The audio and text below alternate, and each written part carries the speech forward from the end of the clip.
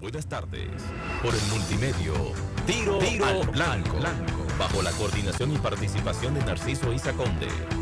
La verdad sin dobleces, para hacer realidad los ideales del coronel Camaño y el inmenso Che Guevara. Cuidado, Tiro al Blanco. Nosotros nunca renunciamos a la lucha armada para tomar el poder. Nosotros lo que dijimos, las condiciones para desarrollar exitosamente la lucha armada cambiaron. Y yo lo digo, los revolucionarios jamás pueden renunciar a quitarle el monopolio de las armas y de la violencia a los opresores, a las derechas.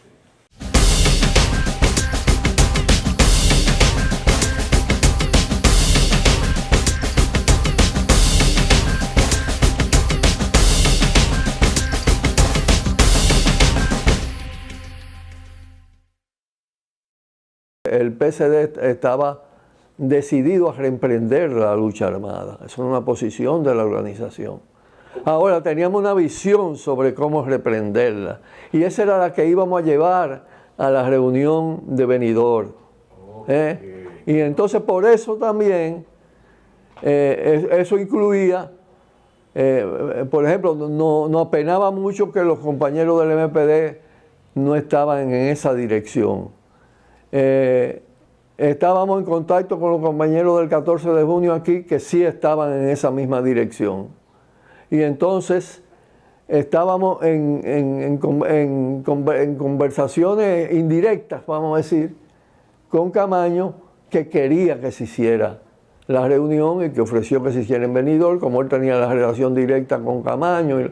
Y entonces eso fue lo que se acordó. Eso es alterado por la ida de Camaño a Cuba, que crea una nueva situación. En abril del 65, en el equipo de unidad, en ese frente político que se va formando, en esa comisión política, particularmente yo y Asdrúbal Domínguez, creamos una relación de mucha amistad, de mucho cariño, aparte de lo político y de todo el compañerismo revolucionario. Hablamos de muchas cosas, de cómo lo impactó a él todo ese proceso, porque él nos contaba los entrenamientos en la Academia Norteamericana y lo que le decían de los comunistas y lo que le decían de nosotros. Entonces, eso fue, ese trato sincero, fraterno, creó una determinada relación. Decidimos que los compañeros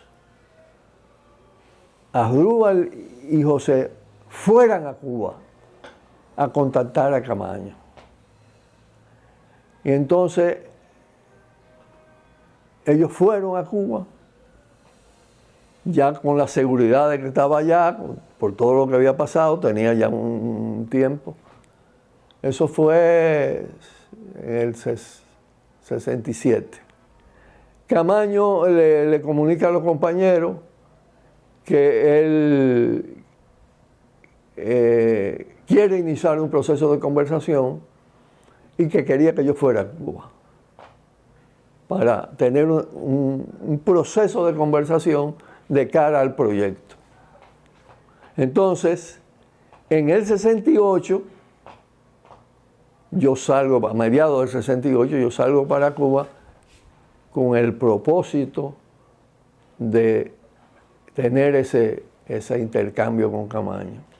Antes de que Camaño se fuera, nosotros decidimos mandar el grupo que encabezó Asdrúbal Domínguez a Cuba para entrenar. Porque nosotros estábamos en ese proyecto independientemente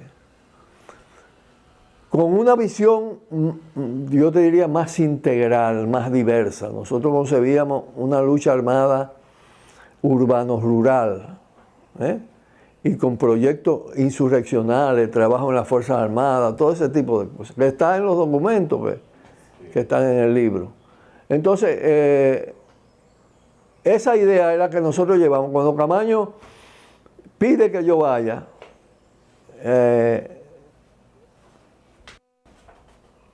decidimos entonces que antes de llegar a Cuba me entrevistara con Bosch en Benidorm. O sea, el encuentro con Bosch en Benidorm es antes de yo llegar a Cuba. Después de aquella reunión de José Israel y de Asdrúbal en Cuba con Camaño. ¿Me explico? Y entonces yo relato el encuentro con Camaño. Conversación que se da incluso en el mar, porque ya habían problemas delicados, muy delicados, ¿no? Entonces, yo le explico a Bosch que no me estaba esperando. Yo llegué a la puerta del apartamento en Benidorm y él me reconoció como uno de los condes, porque él era un fisonomista especial. Yo estaba disfrazado, estaba clandestino. En el grupo de Tony eran, porque ese es un grupo el primer grupo, habían compañeros de Santiago, de Navarrete, de Villa González. Yo puedo ver quiénes sobreviven. Había uno que le decían Juan XIV, que era un gran amigo. Bueno, Rolando. Ese sí es importante, pero Rolando Bretón. Rolando era el principal dirigente del partido en Santiago, de origen de San Francisco de Macorís. Se entrenó con Tony. Bueno, porque en el grupo de Tony hubo un entrenamiento mixto. Se entrenó Daniel Ortega. Sí. Se entrenó Regis Debré. ¿Entiendes? Recuerdo ahora, me vienen al nombre, nosotros le decíamos Rolando Bretón y al que le decíamos Juan XIV me vienen a la memoria. Hay otro compañero, hermano de Santo Tavera. Santo Tavera, también estuvo allí. No sé si está vivo.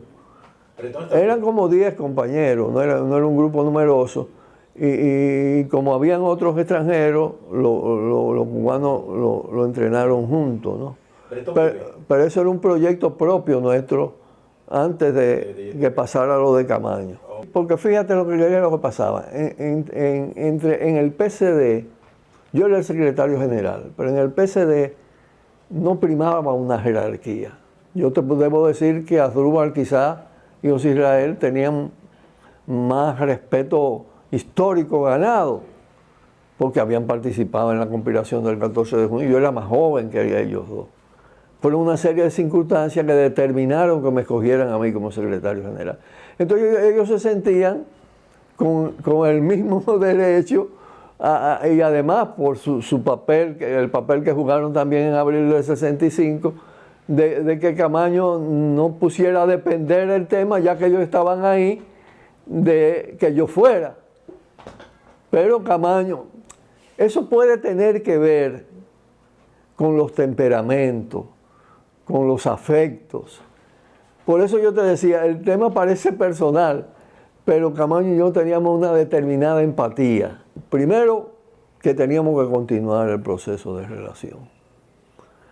Segundo, que teníamos que asumir el proyecto que estaba sentado en la tesis de Bosch de lucha contra el frente oligárquico y por una dictadura con respaldo popular. Eso no quería decir que era un régimen represivo ni nada de eso. La tesis de Bosch aclara perfectamente eso. Es un tema conceptual ahí.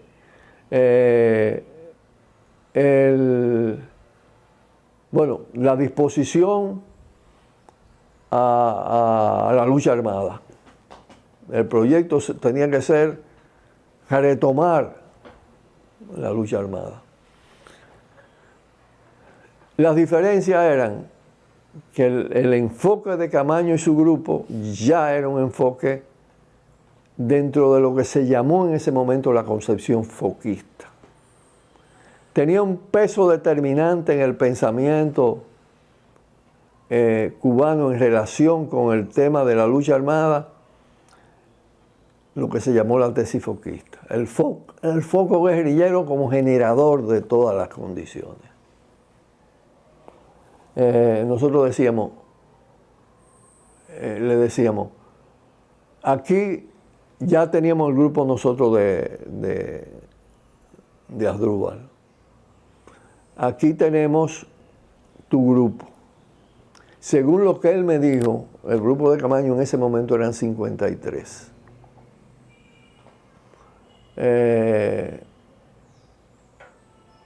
Entonces le decíamos, eso se puede ir fortaleciendo. Y ese puede ser el componente rural, porque ya no hay otra posibilidad en tu caso, para llegar a la República Dominicana, en tu caso que está en Cuba. Y entonces preparar todo el proceso de acción urbana y de lucha social, político-social, proceso de huelga, con una línea unitaria de todo el mundo. Él insistía, bueno, él insistía en lo de la guerrilla simplemente. El foco guerrillero. Nosotros decíamos que nosotros no podíamos incorporarnos a un proyecto en el que no tuviéramos, no hubiera un acuerdo previo del tipo de proyecto que era. ¿Cuál es el proyecto de lucha armada, de combinación de la lucha armada con la lucha política que requiere la República Dominicana en este momento, en estas circunstancias? Entonces nosotros teníamos una visión sobre eso. La visión que se reduce a lo que se calificó como foquismo era el foco guerrillero como motor de todo. Y nosotros decíamos que esas no eran las condiciones dominicanas. En Dominicana se había hecho una insurrección popular, urbana, cívico-militar, con participación de militares, que teníamos que trabajar el tema de nuevas conspiraciones militares que confluyeran en ese proceso y hacer una combinación de lucha urbana y lucha rural. Entonces ahí es que estaban las diferencias fundamentales. Nosotros le dijimos, nosotros vamos a tener los hombres disponibles, pero tenemos que llegar a un acuerdo del proyecto. ¿Se entiende? Nosotros no estamos negados. Y además, en la jefatura del conjunto eres tú. Pero el proyecto tiene que ser consensuado y tenemos que llegar a un acuerdo.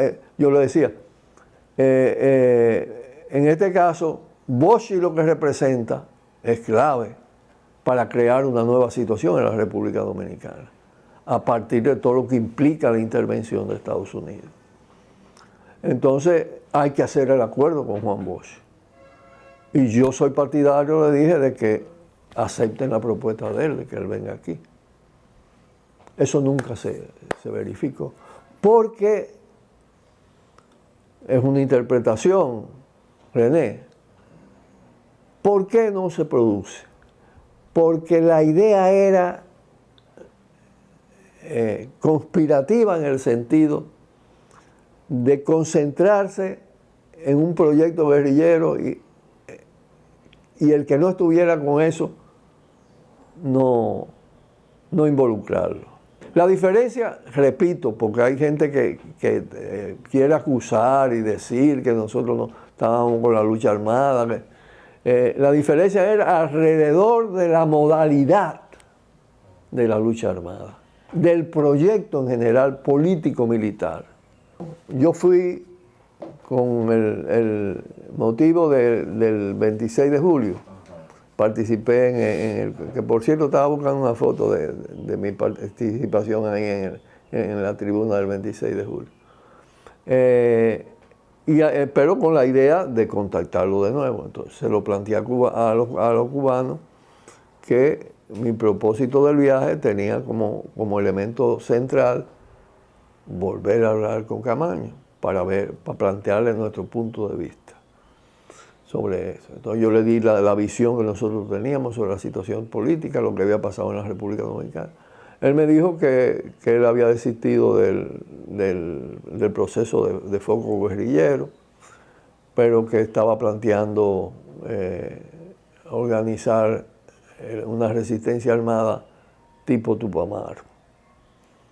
Yo le dije que en República Dominicana no habían condiciones para eso, que no era el Uruguay, por una serie de factores. Que incluso prácticamente se habían estrechado enormemente las condiciones para la clandestinidad y para lograr la logística que permitiera una lucha clandestina armada en las condiciones en que estaba el país. Tú recordarás, ese era el momento en que ametrallaban la casa donde uno estaba, si lo localizaban. Y se había creado una situación en la que se hizo dificilísimo. Cuando a mí me sacan del país, porque fue una decisión, una orden del Comité Central del PCD, diciéndome la única manera de salvar a Narciso ya, después de una larga clandestinidad, con todo esto que está pasando, porque tocábamos puertas y se nos cerraban, porque el terror se había impuesto, se había asentado la dictadura, el Estado terrorista de Balaguer, que era un Estado terrorista. Y entonces le di ese punto de vista y le hice la propuesta. Vámonos primero ahora por el lado del accionar político. Entonces él me dijo que lo iba a pensar. Yo no sé si en verdad, no, antes de decirlo lo pensó, es posible que lo pensara, pero yo no sé si en verdad, porque no he tenido otra señal de que se estuviera preparando una organización del tipo Tupamaro. Porque por el contrario, lo que primaba en ese momento era la desconexión. Comenzaban también a generarse las contradicciones con el grupo de Amaury, que se sentía abandonado. Pero todo eso, yo creo que nada de eso era profeso, que era un proceso de cierta descomposición del proyecto, ¿no? Y enormes dificultades para instrumentarlo. Entonces, conociéndonos como caribeños con todas las pasiones, ahí se desatan las pasiones, las acusaciones. La carta de Amaury es una carta muy dura. Pero ¿quién va a dudar a la luz de esto, de Camaño o de Amaury, de su autenticidad, de su integridad? ¿Quién puede dudar? ¿Se entiende? Una cosa es las decisiones políticas y otra es las condiciones ético-morales de los revolucionarios. Nosotros nunca renunciamos a la lucha armada para tomar poder. Nosotros lo que dijimos, las condiciones para desarrollar exitosamente la lucha armada cambiaron. Sí, incluso le planteé que saliera de Cuba y se fuera a Vietnam y diera una declaración en Vietnam y que reorganizáramos el accionar político del conjunto con el liderazgo de él por todo el impacto que tenía en la República Dominicana en todas las Fuerzas Armadas para crear nuevas condiciones. Por un lado, Balaguer hábilmente tiró todo el tema de las leyes agrarias, que eso tenía un efecto sobre el campo, cambiaba la situación. Por otro lado, las fuerzas de izquierda en el interior del país estaban sumamente divididas. El 14 de junio había sufrido ya muchas divisiones. El Movimiento Popular Dominicano por igual. Es decir, había un proceso de debilitamiento de las condiciones y de las bases internas. Cuáles fueran los motivos que Balaguer tuviera para lanzar esas leyes, que pudieron ser varios, eso cambiaba el cuadro en el país y generaba la posibilidad de un movimiento por la tierra campesino que agregaba un factor, un sujeto social de mucha importancia. Acuérdate que una de las debilidades que tuvo el proceso de abril, que fue esencialmente urbano, en una sociedad que todavía tenía un componente campesino importante. Nosotros lo que vimos ahí es una oportunidad de articulación de la izquierda y en particular del PCD, y lo logró en cierta medida en algunos puntos del país, de poniéndonos al frente de las ocupaciones de tierra, de lo que generaba las leyes agrarias, porque de todas maneras las leyes agrarias en la historia reciente del país son las leyes que modifican limitadamente el sistema de tenencia de tierra. Y si nuestro programa era por la modificación del sistema de tenencia de tierra, por la reforma agraria, ¿cómo podíamos nosotros obviar esa realidad y aislarnos totalmente de ese proceso? Nunca nosotros nos comprometimos con Balaguer y nadie ha podido sacar una carta de archivo, de acuerdo, de nada de eso. Eso fue un posicionamiento político claro. Y participamos en múltiples invasiones de tierra. Y decíamos que eso era una acción de recuperación. Y ahí están los trabajos de Orlando, criticando cómo Balaguer manipulaba el proceso. Pero la actitud simplemente es rechazarla y colocarse del lado de Luis Julián Pérez, del latifundio tradicional, no se corresponde con una posición de izquierda. Había un chance, es decir, si ahí el propio Bosch, el PRD, las izquierdas actúan de otra manera, desbordan los límites que le quería imponer y las manipulaciones que Balaguer estaba haciendo con el proceso. No había otra manera de hacerlo. Claro, nuestras fuerzas no eran lo suficiente para producir todo el vuelco que era necesario.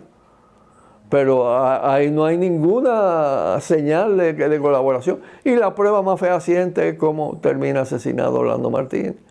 Y la posición que tuvo el PCD frente a las transnacionales y frente al terror. No, los cubanos nunca lo impidieron. El tema es, y eso tiene que ver con los procesos de reclutamiento que hizo Camaño. Es mi interpretación, tú ves. Hay que buscar elementos concretos, probatorios. Por lo que pasó, es decir,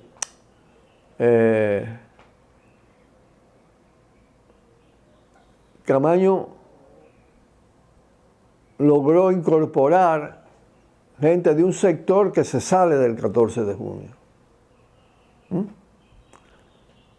Luego, posteriormente también, ya nosotros habíamos puesto también en contacto porque siguió abierto todo. Teníamos la esperanza de que se pudieran reducir las diferencias y rearmar las cosas, ¿no?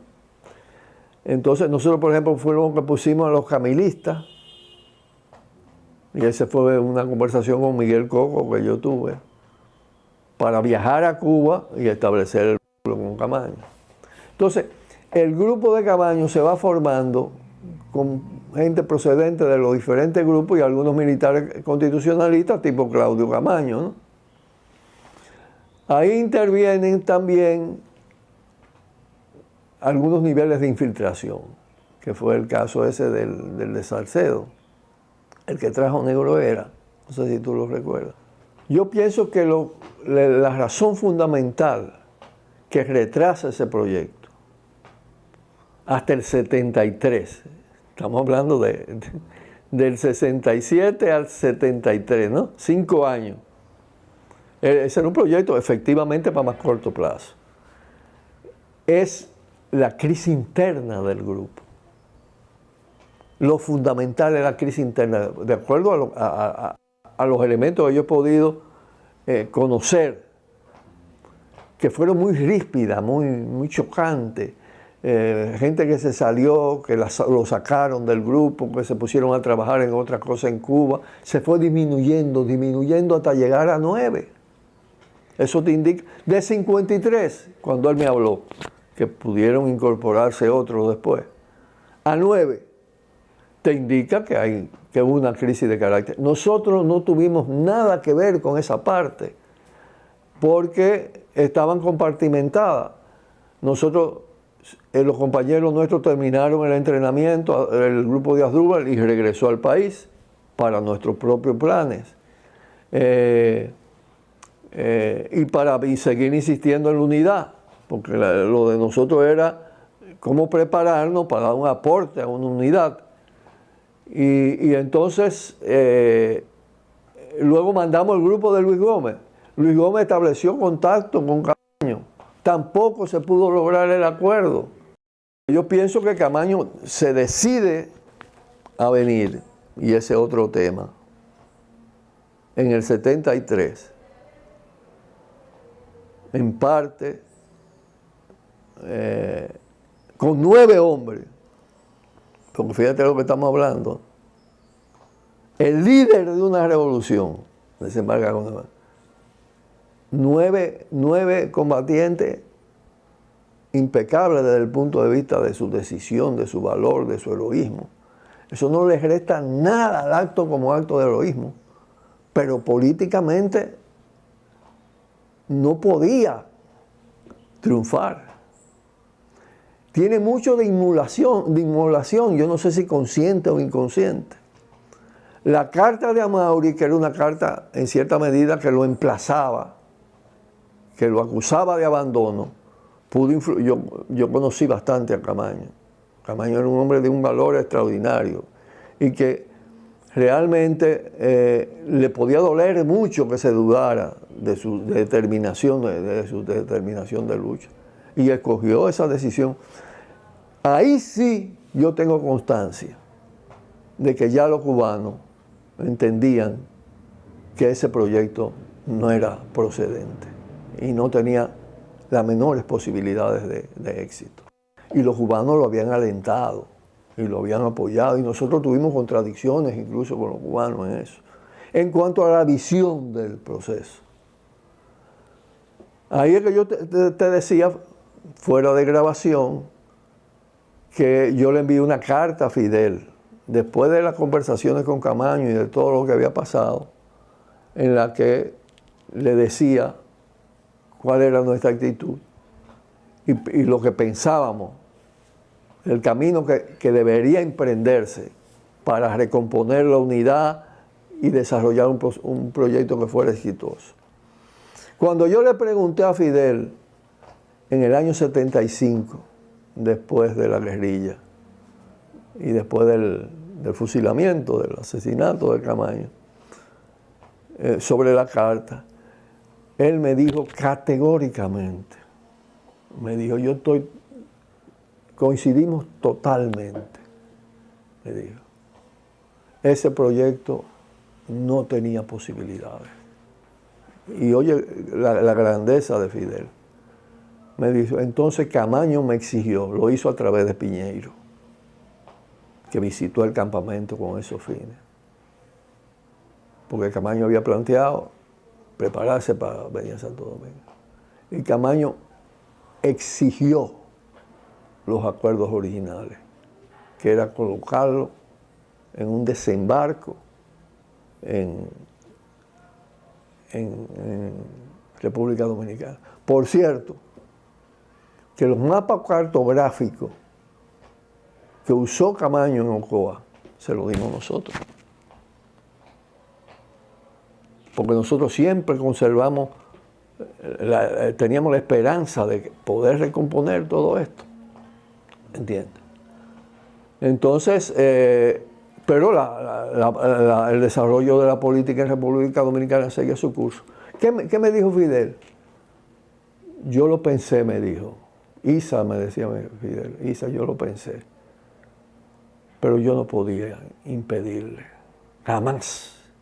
Porque pudieran pensar lo mismo de mi caso cuando yo estaba en México y armé lo del Granma. Yo no puedo impedirle a ningún luchador que tenga una convicción decidir un determinado camino porque yo no esté de acuerdo. Y le dio todo, y me dijo, le dimos todo el apoyo que podíamos darle en ese momento. Todo el apoyo que podíamos darle. Pero la realidad es fuerte, ¿me entiendes? Es decir, Camaño desembarca sin que nadie lo supiera aquí, a base del impacto que podía tener su llegada. Y quien dice que está aquí es Balaguer, todo eso un movimiento desorganizado, dividido. Dime cómo se arma una. ¿Cuánto duró? Y duró a base de, como se dice, de cojones y de valor y de determinación. 15 días. ¿Qué tú organizas en 15 días para un proyecto de esa magnitud con el líder principal de la gesta más importante del siglo XX? Lo que pasa es que aquí hay una tendencia a no evaluar en profundidad los hechos heroicos en relación también con sus pertinencias y sus posibilidades. Entonces hay una visión, una visión no necesariamente crítica para sacar la lección y sacar las experiencias. En fin de cuentas, la República Dominicana perdió 2 liderazgos nacionales en proyectos que no estaban a tono con el curso del proceso. No sé si me explico. Manolo, después de la guerrilla del 63, ya a los 2 años se produce Abril. ¿Cuál era la ruta?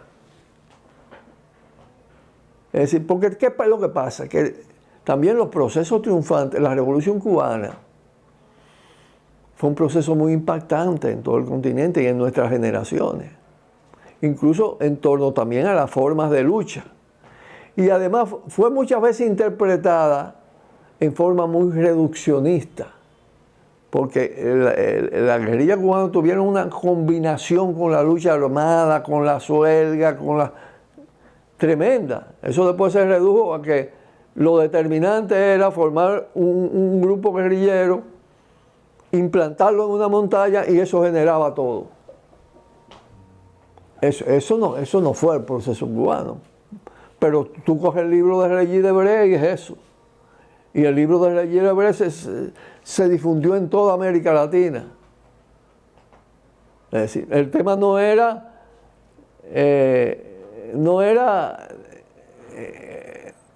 reivindicar, y yo lo digo, los revolucionarios jamás pueden renunciar a quitarle el monopolio de las armas y de la violencia a los opresores, a las derechas. Yo lo voy a decir a esa generación y te lo voy a decir a ti.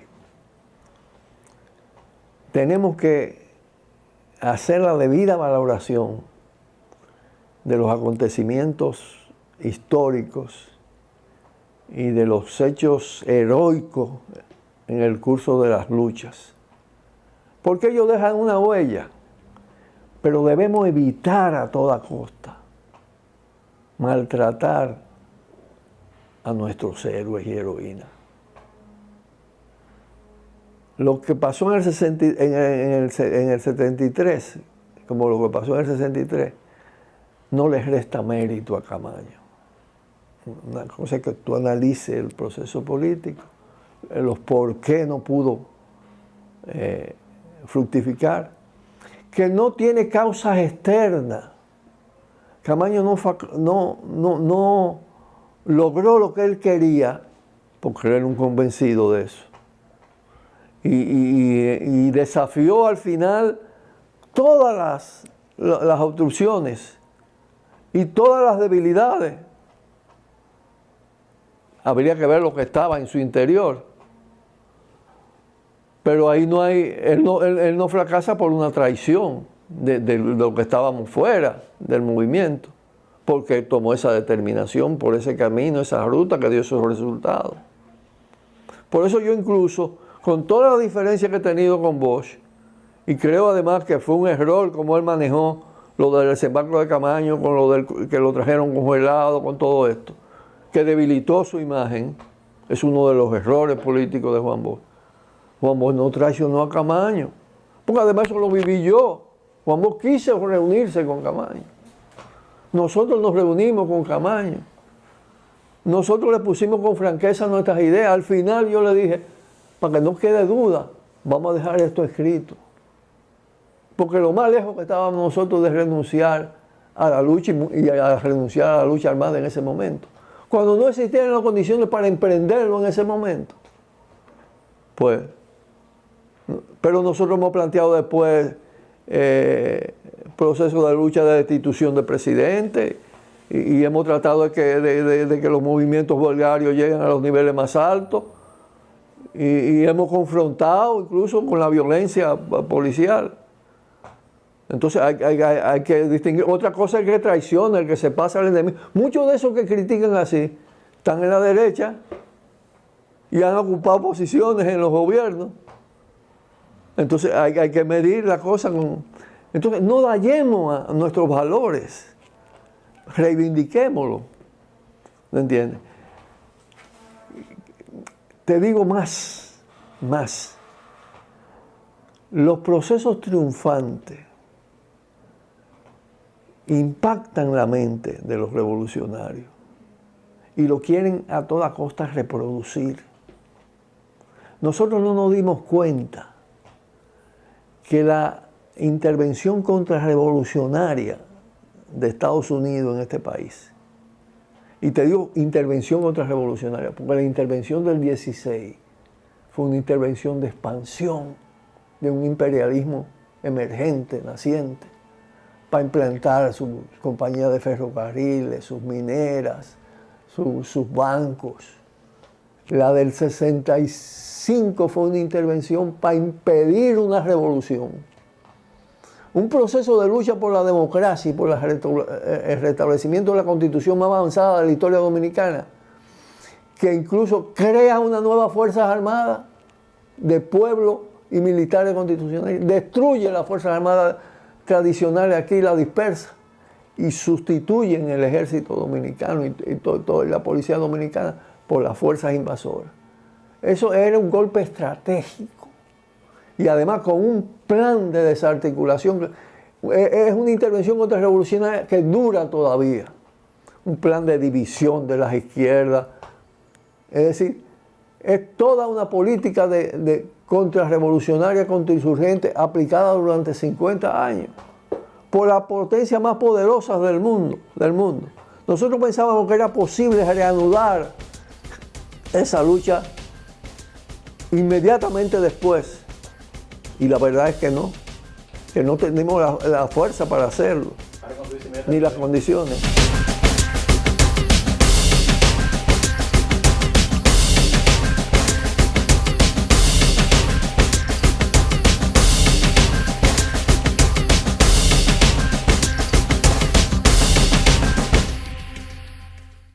Buenas tardes. Por el multimedio, Tiro al Blanco, bajo la coordinación y participación de Narciso Isa Conde. La verdad sin dobleces, para hacer realidad los ideales del coronel Camaño y el inmenso Che Guevara. Cuidado, Tiro al Blanco.